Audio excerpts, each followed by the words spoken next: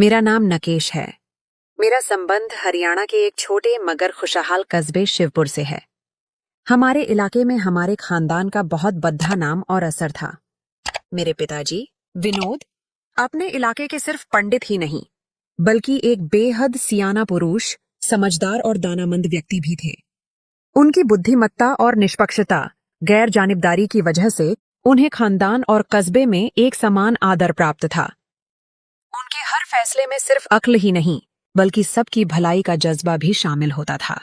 इसलिए पंचायत के हर जरूरी फैसले में उनकी सहमति को शामिल करना एक परंपरा बन चुका था। उनकी बात को कोई टाल नहीं सकता था, क्योंकि उनकी नीयत और फैसले हमेशा सच्चाई पर आधारित होते थे। बदकिस्मती ने मेरे घर को उस वक्त घेरा जब मैंने दुनिया में आंख भी नहीं खोली थी। एक पारिवारिक झगड़े की वजह से मेरे पिताजी हमसे हमेशा के लिए दूर हो गए। उनका अचानक इस दुनिया से चले जाना न सिर्फ परिवार के लिए एक अतल नुकसान था, बल्कि कस्बे के लिए भी एक बड़ा सदमा था। मेरे पिताजी खानदान के सबसे ज्यादा समझदार और पढ़े लिखे इंसान थे। उन्होंने शहर में रहकर उच्च शिक्षा हासिल की थी, जबकि खानदान के दूसरे लड़कों ने पारंपरिक शिक्षा को बस ऊपर ऊपर से लिया। इसकी बद्दी वजह खानदानी दौलत और जायदाद की बहुतायत थी, जिसने शिक्षा के महत्व को उनकी नजरों में धुंधला दिया था।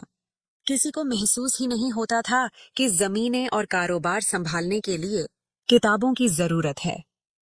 पिताजी के 4 भाई थे, जिनमें से 2 भाई, मेरे ताऊ जी दिलीप और मेरे चाचा जी विकास, ने ही जमीनी जायदाद और खानदानी कारोबार का बोझ अपने कंधों पर उठा रखा था। वे मेहनती जरूर थे, लेकिन उनकी सोच पिताजी की तरह खुली नहीं थी। इनके अलावा मेरी 2 बुआ, पिता की बहन भी थीं, जिन्हें अपने भाई विनोद पर बहुत खड़ था और वे उनसे बेइंतहा प्यार करती थीं। मेरी ताई जी शोभा एक बहुत ही नेक, दयालु और सलीकेमंद महिला थीं। वह खामोशी से सारा घर संभालती थीं और घर की सबसे शांत स्वभाव की थीं। उनका मुझसे बेहद प्यार का रिश्ता था, जो मुझे एक यतीम, अनाथ होने का एहसास कम ही होने देता था।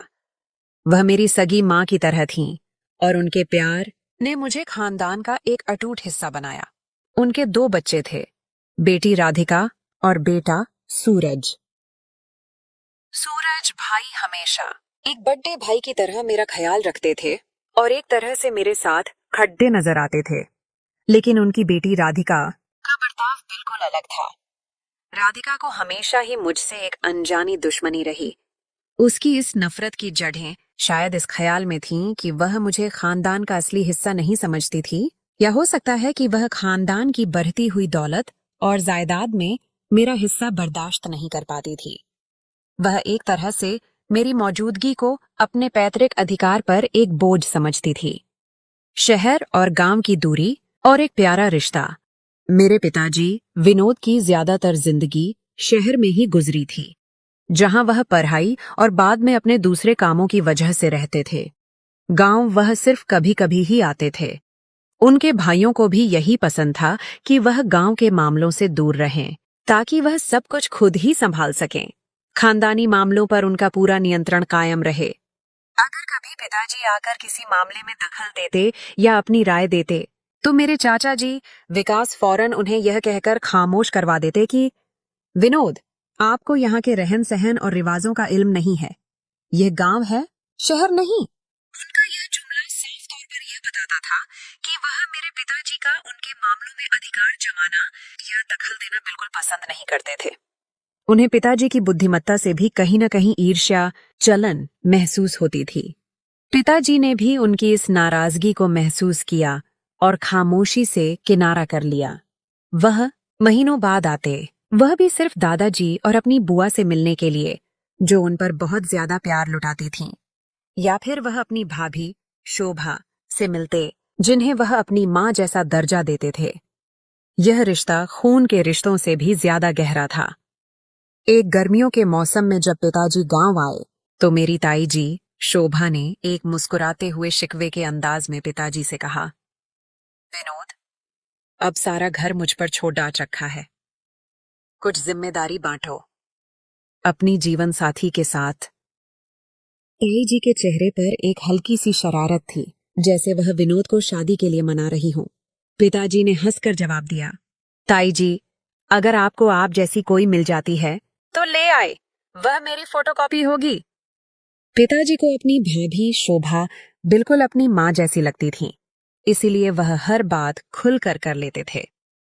मेरी चाची जी, प्रिया, विकास की पत्नी, ने अपने भाई की शादी तो खानदान में करवा ली थी, और अब उनकी अगली कोशिश थी कि मेरे पिताजी की शादी अपनी बहन से करवा दें। इस मकसद के लिए उन्होंने मेरे दादाजी को भी राजी कर लिया। दादाजी को भी लगा कि अगर विनोद की शादी घर के करीब हो जाएगी तो वह गांव से दूर नहीं जाएंगे, लेकिन मेरे बाकी भाइयों का ख्याल था कि अभी शादी न हो। उन्हें यह डर था कि अगर शादी हो गई तो मेरे पिताजी स्थायी तौर पर गांव में ही बस जाएंगे, और गांव के लोग पहले ही मेरे ताऊ चाचा के मुकाबले में मेरे पिताजी को ज्यादा मान और इज्जत देते थे। वह नहीं चाहते थे कि यह अधिकार की बंटवारा हो। संसार का सितम और एक मासूम का आना। संसार का सितम, यह वह वक्त था जब परिवार पर एक के बाद एक मुसीबत आ रही थी। एक बार जब मेरे पिताजी गांव आए तो एक भयानक दुर्घटना हुई। रात के अंधेरे में किसी अज्ञात व्यक्ति ने उन पर गोली चला दी। मेरे पिताजी मौके पर ही प्राण त्याग दिए। दीर्घांत हो गया। यह सिर्फ एक मौत नहीं थी, यह खानदान की बुद्धिमत्ता, समझदारी और उम्मीद का अंत था। मेरे दादाजी को जब मेरे पिताजी की हत्या की खबर मिली तो उनके कमजोर दिल को यह सदमा बर्दाश्त न हो सका। उन्हें दिल का दौरा पड़ा और वह भी उसी दिन इस दुनिया से चले गए। इस तरह एक ही दिन बाप बेटे का जनाजा निकला।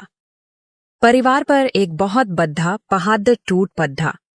यह मंजर इतना गमगीन और शोकाकुल था कि पूरे गांव में मातम छा गया। इस हादसे के बाद मेरे ताऊ जी दिलीप पर गहरे सदमे का असर हुआ। वह बुरी तरह बीमार रहने लगे। ताई जी शोभा बाद में बताती थीं कि वह पूरा महीना चलने फिरने से भी अक्षम हो गए थे। इंसान कितना भी मजबूत हो, अपनों के बिछड़ने का घम उसे तोड़ कर रख देता है। मेरे ताऊ जी बिल्कुल बदल गए थे। उन्होंने पंचायत के फैसले करना, लोगों से मेल झोल सब छोड़ बेच दिया और घर तक सीमित होकर रह गए। ताई जी कहती थीं कि उन्हें इस बात का सख्त दुख और पछतावा था कि जिस भाई विनोद से वह मन मुटाव रखते थे वह उन्हें हमेशा के लिए छोड़ डांट कर चला गया, और जिस पिता दादाजी की वजह से वह सिर ऊंचा करके जीते थे वह भी इस दुनिया में नहीं रहे। वह अंदर ही अंदर पछतावे की आग में जल रहे थे। 6 महीने गुजर गए। ताई जी को न सिर्फ ताऊ जी और अपने बेटे सूरज को संभालना पड्डी रहा था, बल्कि वह खुद भी मां बनने वाली थीं। ऐसे में उनके लिए सब कुछ देखना बहुत मुश्किल हो गया था। एक दिन एक अचानक अनएक्सपेक्टेड फोन आया। क्या शीला भाभी हैं? ताई जी को यह नाम सुनकर हैरानी हुई। उन्होंने सब्र से जवाब दिया, हाँ, मैं शोभा हूँ, विनोद की धर्मपत्नी नहीं, बल्कि बद्दी भाभी। फोन करने वाली ने जो कहा उसे सुनकर ताई जी को समझ नहीं आया कि क्या करें। उनके लिए यह बात हैरान करने वाली थी। वह उसी वक्त भागकर मेरे ताऊ जी के कमरे में गईं और उन्हें एक खुशखबरी और गम का मेल बताया कि भाई विनोद के यहाँ बेटा पैदा हुआ है। यह उनकी धर्मपत्नी शीतल का फोन था। ताऊ जी ने हैरानी, खुशी और एक नई उम्मीद से ताई जी को देखा। वह बहुत खुश नजर आ रहे थे, मानो यह बच्चा उनके खोए हुए भाई की निशानी हो। अगले ही दिन ताऊ जी, ताई जी और चाची प्रिया बच्चे की मां के पास शहर पहुंचे, लेकिन वहां पहुंचकर पता चला कि वह एक मासूम बच्चे को जन्म देकर जीवन की बाजी हार चुकी है। देहांत हो चुका है। ताऊ जी ने उस मासूम बच्चे को, जो मेरे अलावा कोई नहीं था, गोद में लिया, और उस वक्त उनकी आंखों में आंसू थे और दिल में एक पक्का इरादा। उन्होंने वादा किया कि वह इसकी परवरिश बिल्कुल अपने बच्चे की तरह करेंगे। वह बच्चे को गांव लेकर आए। सारे गांव में लड्डू और मिठाई बांटी गई जैसे कोई बड़ा त्योहार हो। यह मंजर इतना भावुक था कि लोगों ने देखा कि दिलीप ताऊ जी ने विनोद की निशानी को कैसे दिल से कबूल किया। लोग उन्हें एक अरसे तक याद रखा। इस बच्चे का आना खानदान के लिए गांव के बादलों में छिपी एक रहमत थी। रिश्तों की उलझने और राधिका का घमंड मेरी ताई जी की मुझ में जान बसती थी। उनका प्यार एक ऐसी ढाल था जिसने मुझे हर तरह के दुख और कमी के एहसास से बचा रखा था। मेरे रोने की आवाज सुन लेती तो सारे घर की खैर नहीं होती। वह फौरन मेरे पास पहुंचती। वह अपने बच्चों से ज्यादा मुझे ध्यान और वक्त देती थीं। वह जानती थीं कि मुझे उनकी सबसे ज्यादा जरूरत है। उनकी इस मोहब्बत का नतीजा यह निकला कि सूरज भाई तो मुझे छोटा भाई समझते थे, क्योंकि वह बड्ढे थे और प्यार बांटने में यकीन रखते थे। लेकिन राधिका को मुझसे बहुत ज्यादा नफरत होने लगी थी। वह अपने माँ बाप के प्यार में मेरी शामिलियत बर्दाश्त नहीं कर पाती थी, खास तौर पर ताई जी की वह खास तवज्जो जो मुझे मिलती थी। राधिका अब छात्रावास हॉस्टल में रहकर पीआरएच रही थी। मैं भी ज्यादातर शहर में रहने को प्राथमिकता देता था, शायद इसलिए कि गांव में मेरी जायदाद तो थी, लेकिन मेरे पिताजी की यादें और घाम ज्यादा था। लोग भी यही कहते थे कि तुम घूमो फिरो, मजे करो, गांव में तुम्हारा क्या काम। जब मैं घर जाता तो वापसी पर राधिका को भी साथ ले आता। मेरा उसे लेने जाना उसे हमेशा ही बुरा लगता था। वह सारा रास्ता बड्डबडाती रहती और मेरे साथ आने पर नाखुशी जाहिर करती। घर जाकर वह अक्सर झगड़ा करती और अपनी माँ से भी लड़ती कि आपके बेटे से दुश्मनी क्या है, क्यों उसके पीछे पड़ी रहती हो। वह हर बार कहती कि अगर अगली बार मुझे भेजा तो मैं आने से इनकार कर दूंगी, लेकिन हर बार ही वह अपने कहे से, शायद ताऊ जी के डर से, मुकर जाती और मेरे साथ आने पर मजबूर हो जाती। उस दिन भी मैं घर जा रहा था जब घर से चाची जी प्रिया का फोन आया। कहने लगी, नकेश, आते हुए राधिका को ले आना। मेरा दिल चाहा कि उनकी लाडली बेटी के मुनाफिकाना, दोगले ख्यालात उनको बता दूं, लेकिन मैं नहीं चाहता था कि उन्हें मेरी वजह से कोई दुख पहुंचे। मैं चुप रहा। मैं छात्रावास पहुंचा तो वहां वार्डन ने मुझे कुछ देर इंतजार करने को कहा। पहले मैं बाहर गेट पर ही रुका रहता था। आज गर्मी बहुत ज्यादा थी, इसलिए मैं अंदर आ गया। जब वार्डन ने कहा कि ड्राइवर कुछ देर इंतजार करो, तो मेरा खून खौल गया।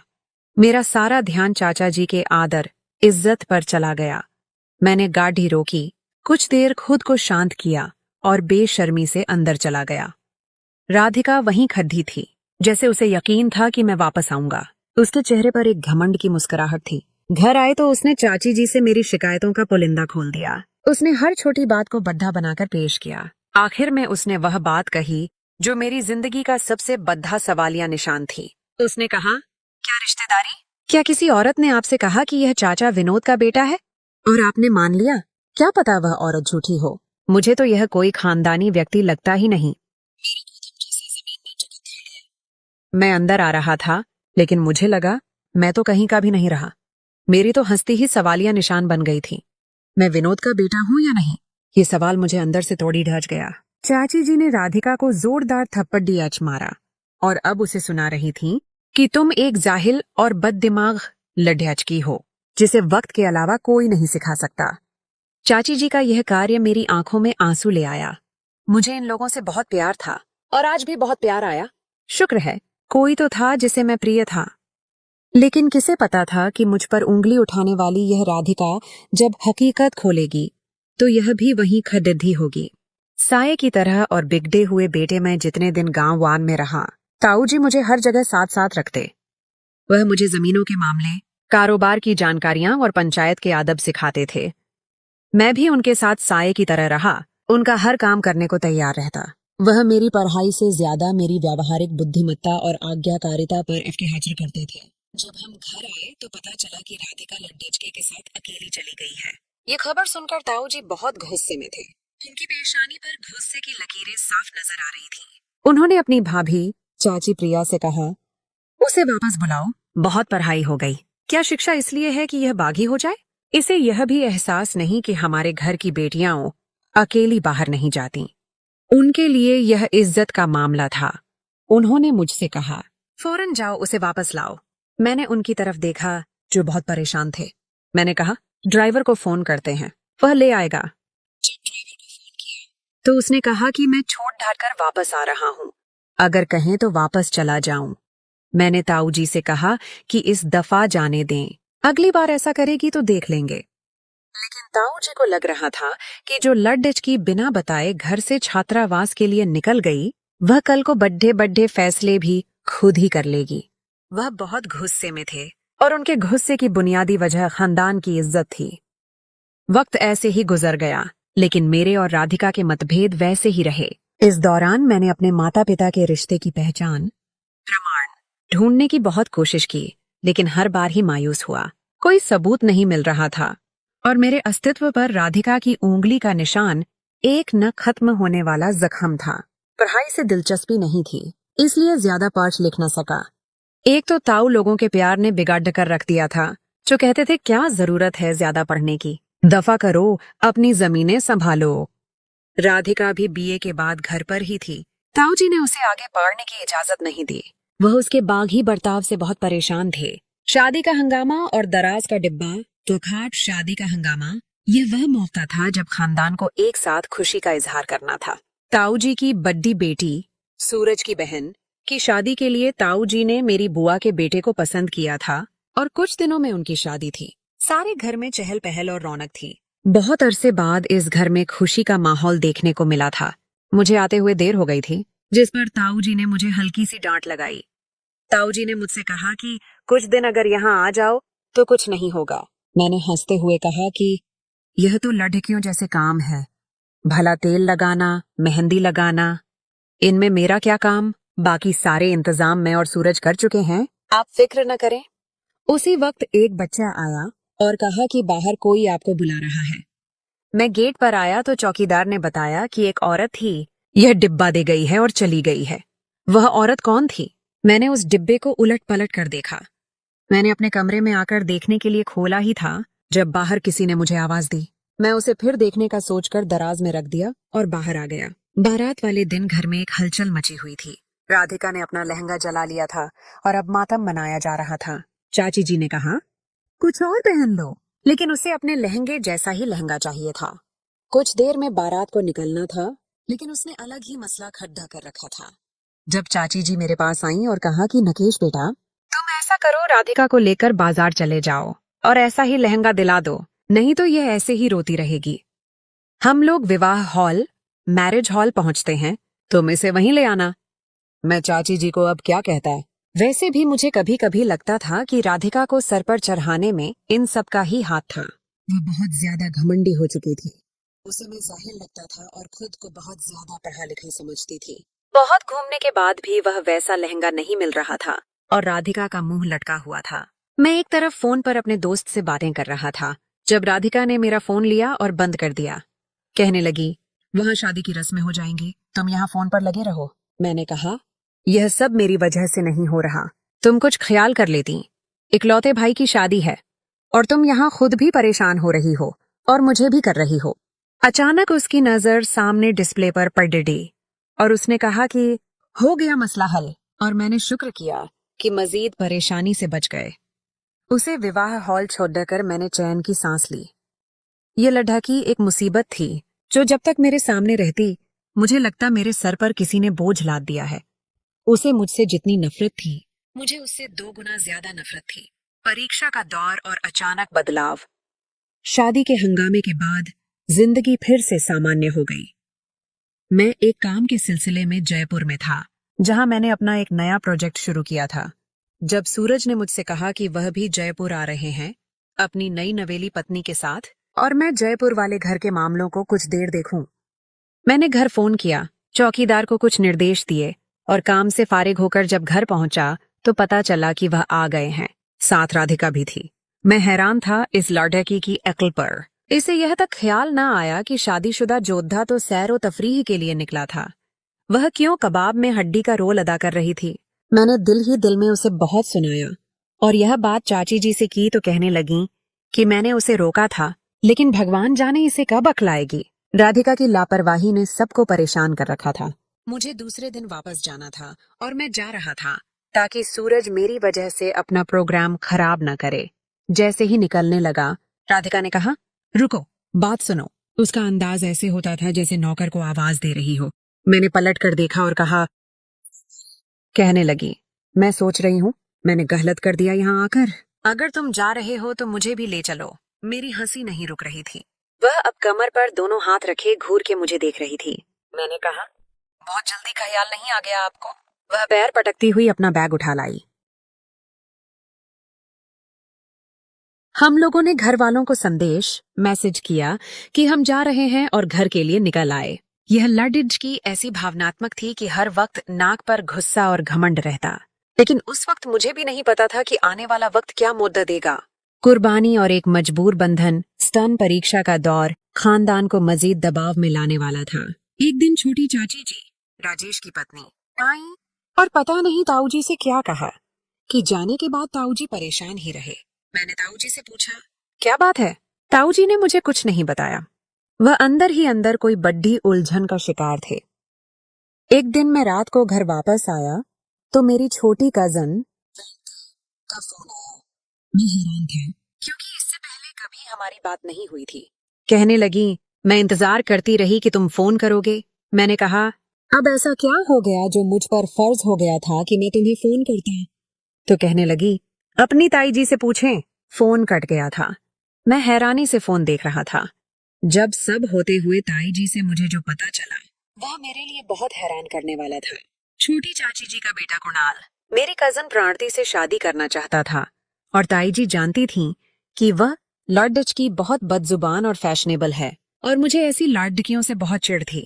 मैंने उन्हें मना किया, लेकिन उनका ख्याल था कि इस तरह से सारी बात उन पर आ जाएगी कि हम नहीं चाहते कि तुम्हारी शादी उनकी बेटी से हो। मैंने अपनी कजन को फोन किया और उसे कहा कि मैं फिलहाल शादी नहीं कर सकता। अगर तुम इंतजार कर सकती हो तो ठीक है, अगले कुछ सालों में सोचूंगा। मैं एक ऐसा फैसला नहीं लेना चाहता था जिस पर मुझे सारी जिंदगी पछताना पड़े। उसी वक्त बाहर शोर की आवाज आने लगी।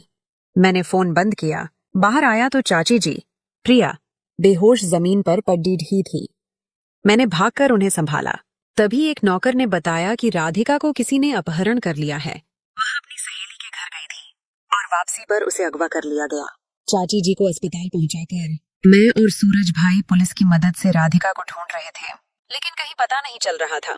चाची जी को होश आया तो सबसे पहले राधिका का पूछा, लेकिन हमारे पास उनके लिए कोई अच्छी खबर नहीं थी। इसी तरह दिन गुजर गए थे। चाची जी की हालत भी नहीं संभल रही थी और राधिका का भी कुछ पता नहीं चल रहा था। एक दिन एक भयानक फोन आया। 20 लाख रुपए फिरौती तावान मांगा गया। यह अपहरण का ही केस लग रहा था। हम लोगों ने उनकी डिमांड मान ली और कहा कि वह लोग राधिका को छोड़ दिए हट दें, हम पैसे ले आते हैं। एक जगह उन्होंने बताई, हम लोगों ने पैसे वहां पहुंचा दिए। उन लोगों ने राधिका को छोड़ बेच दिया, जिसके चेहरे के निशान बता रहे थे कि उसे मारा पीटा गया है। मेरा खून खौल रहा था। राधिका के भाई की हालत मुझसे ज्यादा बुरी थी। चाचा और चाची जी तो अपने हवास में ही नहीं थे। सारे खानदान की इज्जत दांव पर लग गई थी। सारा गांव बातें कर रहा था। कुछ रिश्तेदार कह रहे थे कि लड़ढकी की इज्जत को इतना बढ़ाने और आजादी देने की क्या जरूरत थी। धर्म निभाना और मजबूर रिश्ता। अभी इन लोग इस सदमे से निकले नहीं थे जब कुछ लोग हमारे घर आए जो बिरादरी पंचायत के नुमाइंदे के थे। उनके लहजे में कोई हमदर्दी नहीं थी। कहने लगे, यह लड़ढकी अब खानदान में किसी के काबिल नहीं रही। या तो इसे घर से निकाल दो या खुद बिरादरी से बाहर हो जाओ। किसी खुशी गम में तुम लोगों को नहीं बुलाया जाएगा। इन लोगों को लग रहा था कि राधिका भाग गई थी और यह सब जानबूझकर किया गया है। मेरे खानदान पर वह वक्त बहुत बुरा था।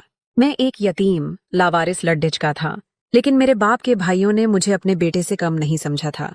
मैंने उनके एहसान, उपकार और प्यार का कर्ज अपने दिल में महसूस किया और उसी वक्त फैसला किया और कहा कि मैं राधिका से शादी विवाह करूंगा।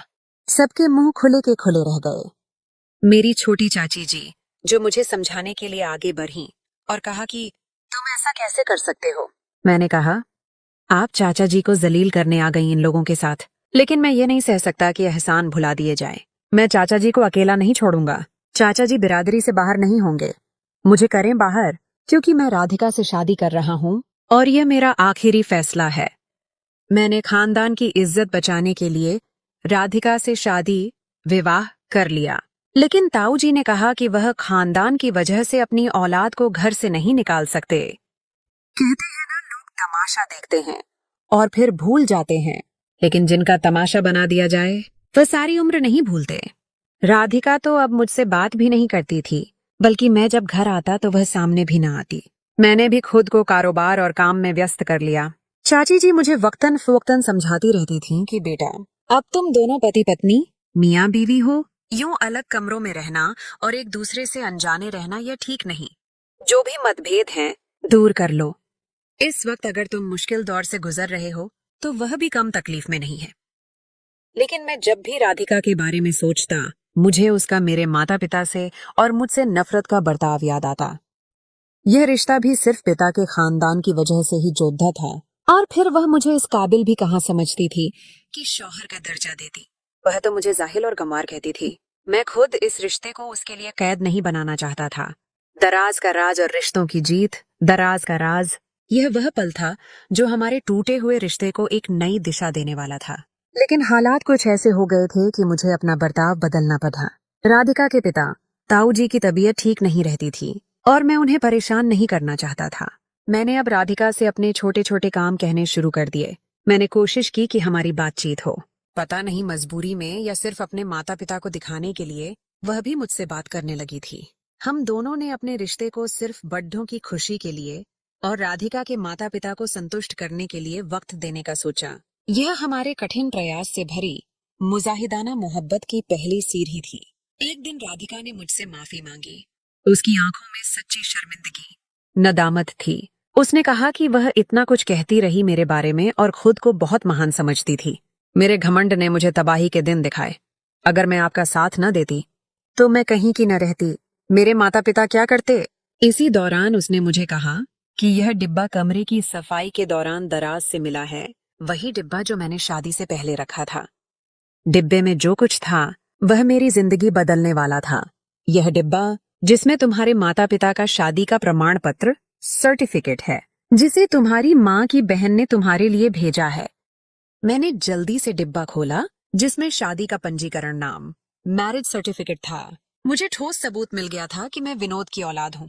मैंने ईश्वर भगवान का शुक्र अदा किया जिसने मुझे मेरी पहचान की पुष्टि कर दी। मेरे बहुत से सवालों के जवाब मिल गए थे जो मैं लोगों को कभी नहीं दे सका था। मेरे अस्तित्व पर लगा हुआ सवालिया निशान हमेशा के लिए मिट गया था। एक दिन मेरा हादसा एक्सीडेंट हो गया। मेरे एक दोस्त ने मुझे अस्पताल पहुंचाया। शुक्र है ज्यादा चोटें नहीं आई थीं। लेकिन मेरी पत्नी बहुत मुश्किल से मेरी तरफ लौटी थी और आकर मेरे साथ साये की तरह रही। मुझे उसकी आंखों में पछतावा और खालिस प्यार नजर आया। सारे मतभेद खत्म हो चुके थे। मैं तो पहले ही खुद को अपने माता पिता के खानदान के लिए समर्पित कर चुका था, लेकिन अब मेरी धर्मपत्नी भी मेरे साथ थी। मुझे यकीन था कि हमारी जिंदगी में अब शुभ शगुन आने वाला है।